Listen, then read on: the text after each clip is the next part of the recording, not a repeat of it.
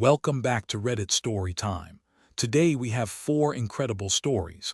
Let's dive right in. Story number 1. He recorded his dad's reaction to getting into medical school. He recorded his dad's reaction to getting into medical school. Our storyteller grew up with a father who told him over and over that he was not smart enough for medicine. Not tough love, not motivation. Just a steady, grinding drumbeat of doubt. You are not focused enough. You are not cut out for this. Give up and find something realistic. And here is the thing about being told something enough times, you start to believe it. This young man spent his early teens genuinely convinced he was not capable. Every achievement was reframed. Good grades, the teacher went easy on you. A scholarship, just luck. Getting into a competitive program must have been a mistake, but he kept going anyway. Quietly. Stubbornly. He studied while his friends went out. He volunteered at hospitals. He shadowed doctors. He took the MCAT and scored in the top percentile. And then, one ordinary Tuesday afternoon, he got the email. He had been accepted to medical school.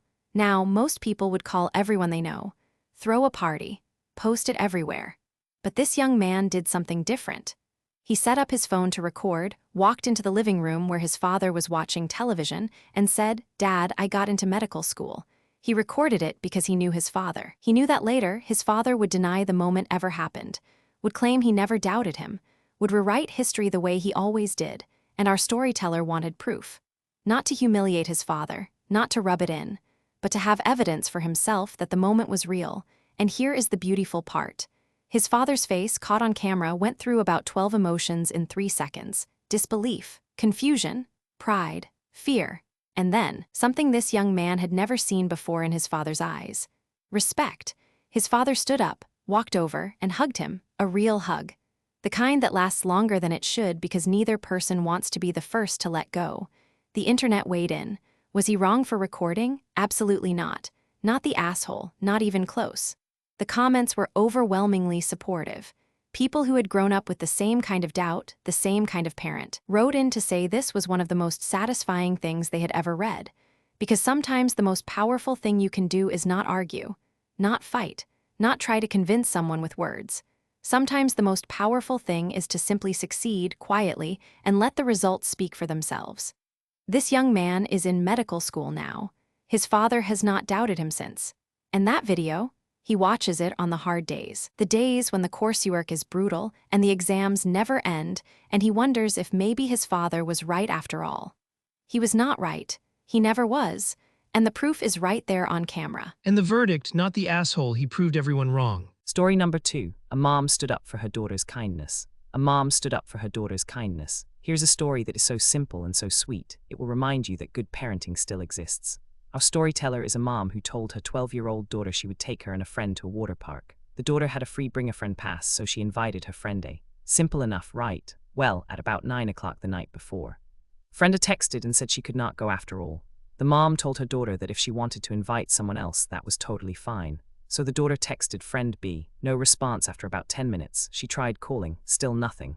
About 20 minutes after the original invitation, friend B texted back and said she could not make it either. Now, a lot of kids would have given up, would have been disappointed, maybe even a little hurt.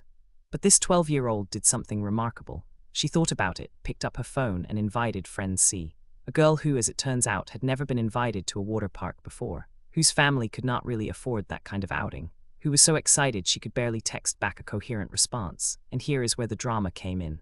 The next morning, friend A suddenly changed her mind. She could go after all. And when she found out that friend C had been invited in her place, she was upset. How could you invite someone else? I said I wanted to go. Friend A's mom even called our storyteller and suggested it was rude to have moved on so quickly. Now our storyteller could have caved, could have uninvited friend C to appease friend A, could have taught her daughter that the squeaky wheel gets the grease and the loudest complainer wins. But she did not. She looked at her daughter and said, "You did nothing wrong. You were kind. You included someone who does not always get included. And we are not going to uninvite someone just because the person who said no suddenly wants back in." The internet agreed. Not the asshole, not even a little bit. Comment after comment praised this mom for teaching her daughter boundaries, kindness, and the importance of following through on commitments. And friend C, she had the best day of her summer. She went down every water slide. She laughed so hard she got the hiccups.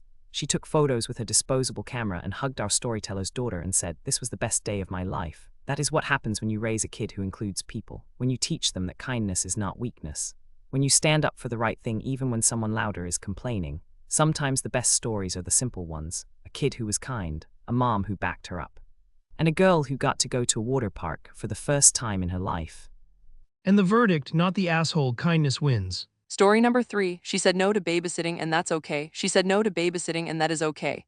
This is a gentle story about something we all struggle with, saying no. Our storyteller is a 20-year-old woman with a sister named Jessie who has a 6-year-old daughter named Emma. One afternoon, Jessie got a call from work. A coworker had called out sick and Jessie was needed to come in on short notice. So Jessie called her sister. Can you watch Emma? Just for a few hours, and our storyteller said no. Now, before you judge, here's the context. Our storyteller is chronically ill. On that particular day, she was having an extremely bad flare-up.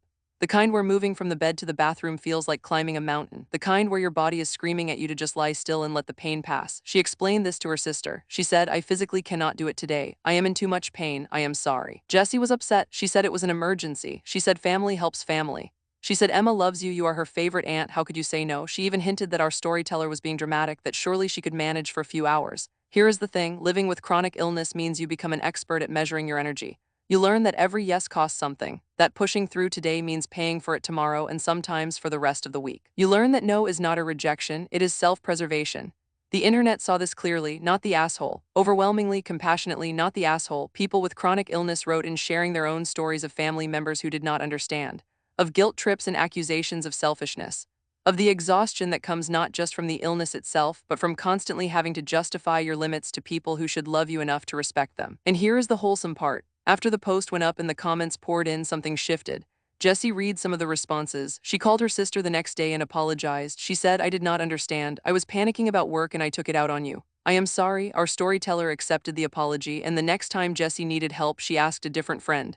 And the time after that, she started building a backup plan that did not rely on her chronically ill sister saving the day. Because here is the truth. Saying no when you need to is not selfish. It is honest, and the people who truly love you will learn to hear it without making you feel guilty for saying it. This is a cozy story because it has a happy ending.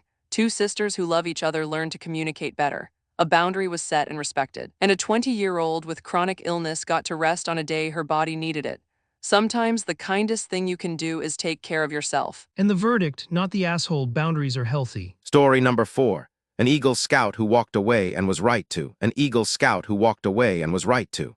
This is a story about letting go of something that hurt you. Our storyteller is a 19-year-old young man who spent years in scouting. He earned his Eagle Scout rank, the highest achievement in the program, but the experience was not the character-building adventure it was supposed to be.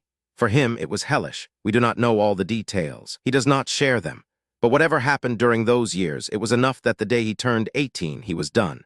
He made it clear to his family from day one that he had zero intention of ever registering as an adult leader, volunteering, or participating in any scouting events again.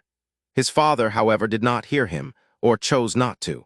The father stayed involved, took on running trips, even opened his own troop.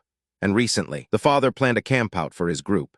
He is a total novice when it comes to actual outdoor skills, and he called his son asking for help. Come plan the route.